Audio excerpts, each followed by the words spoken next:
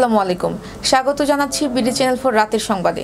সাথে আছে আমি লৌরা চৌধুরী। শুরুতে আলমগীর হোসেন সিটি সংবাদ শিরোনাম।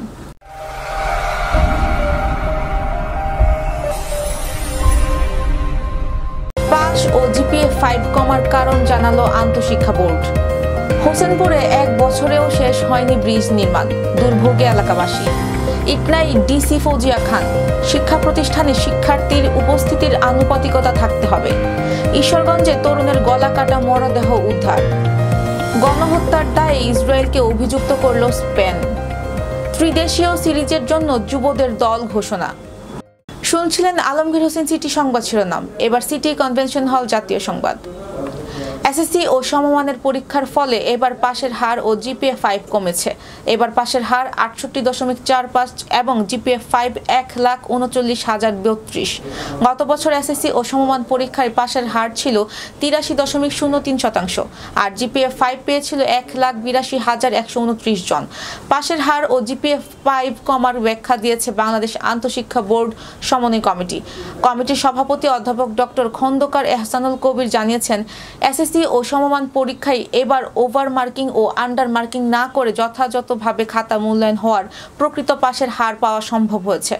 আজ ঢাকা শিক্ষা বোর্ডের সভাকক্ষে এসএসসি ও সমমানের পরীক্ষার ফলের পরিসংখ্যান তুলে ধরার সময় এই ব্যাখ্যা দেন তিনি। এহসানুল কবির বলেন, বিগত বছরগুলোতে সাবজেক্ট ম্যাপিং ও নম্বর বাড়িয়ে দিয়ে পাশের হার বেশি দেখানো হতো। এবার ম্যাপেল ইন্টারন্যাশনাল স্কুল স্থানীয় সংবাদ।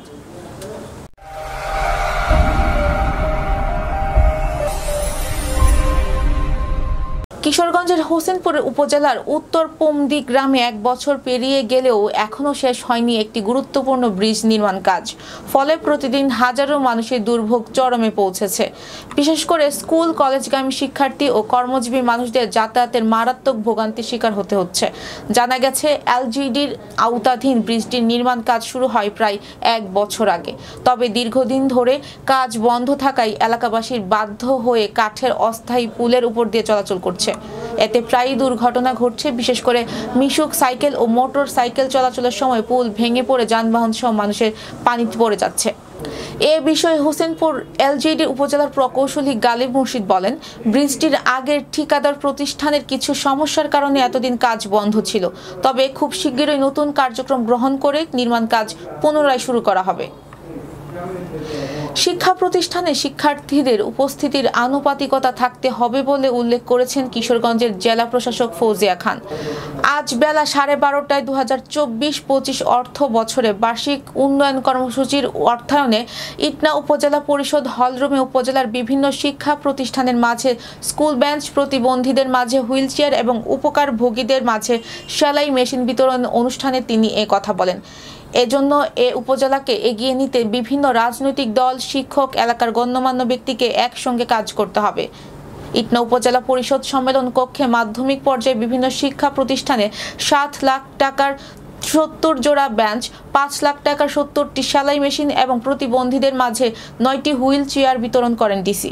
অনুষ্ঠানে ইটনা উপজেলা নির্বাহী অফিসার মোহাম্মদ রাইহানুল ইসলামের সভাপতিত্বে ইটনা উপজেলার বিভিন্ন ইউনিয়ন পরিষদের চেয়ারম্যানগণ, ইটনা উপজেলার বিএনপির সাধারণ সম্পাদক সিদ্দিকুজ্জামান ঠাকুর স্বপন, ইটনা উপজেলার জামায়াতের আমির হাফেজ আবুল হোসাইন, বিভিন্ন রাজনৈতিক দলের নেতাকর্মী, উপজেলার বিভিন্ন কর্মকর্তা কর্মচারী, মুক্তিযোদ্ধা, সুশীল সমাজ, বিভিন্ন শিক্ষা প্রতিষ্ঠানের শিক্ষক, শিক্ষার্থী ও স্থানীয় সাংবাদিকগণ উপস্থিত ছিলেন। ময়মনসিংহের ঈশ্বরগঞ্জে রাকিবুল হাসান নামে এক তরুণের গলা কাটা মরদেহ উদ্ধার করেছে পুলিশ। আজ বিকেলে নিজ ঘরের বিছানা থেকে তরুণের মরদেহটি উদ্ধার করা হয়। নিহত তরুণ উপজেলার সুহাগী ইউনিয়নের হাটুলিয়া গ্রামের আব্দুল সালামের ছেলে। নিহতের পরিবার সূত্রে জানা গেছে, রাকিবুল হাসান বাড়িতে একাই থাকত। 2023 সালে স্থানীয় হাটুলিয়া দাখিল মাদ্রাসা থেকে দাখিল পরীক্ষা দেওয়ার পর আর লেখাপড়া করেনি রাকিব। মা রুবিনা আক্তার ও 10 বছর বয়সী রাকিবুলের ছোট ভাই শাকিলকে নিয়ে তার বাবা আব্দুল সালাম নরসিংদী থাকেন। এবার জীবনদীপ হেলথ সেন্টার আন্তর্জাতিক খবর।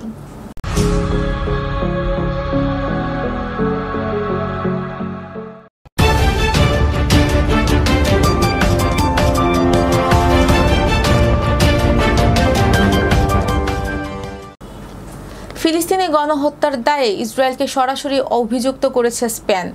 একই সঙ্গে গাজায় গণহত্যা ঠেকাতে ইউরোপীয় ইউনিয়ন যথেষ্ট কিছু করছে না বলে অভিযোগ করেছে দেশটি। সংবাদ মাধ্যমের প্রতিবেদনে বলা হয়, স্পেনের প্রধানমন্ত্রী পেদ্রো সানচেজ বুধবার ফিলিস্তিনে গণহত্যার দায়ে সরাসরি ইসরায়েলকে অভিযুক্ত করেছেন এবং বলেছেন ইউরোপীয় ইউনিয়ন এই মানবিক সংগঠন ঠেকাতে যথেষ্ট পদক্ষেপ নিচ্ছে না।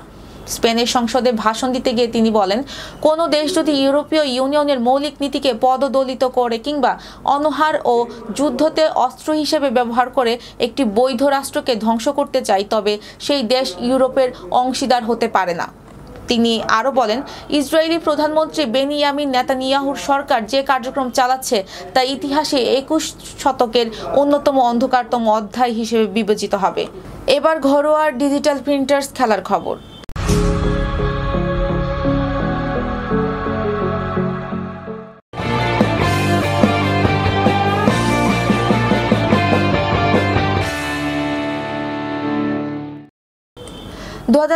সালে যুব বিশ্বকাপের প্রস্তুতির অংশ হিসেবে ত্রিদেশীয় সিরিজ খেলতে যাচ্ছে বাংলাদেশ অনূর্ধ্ব-19 ক্রিকেট দল।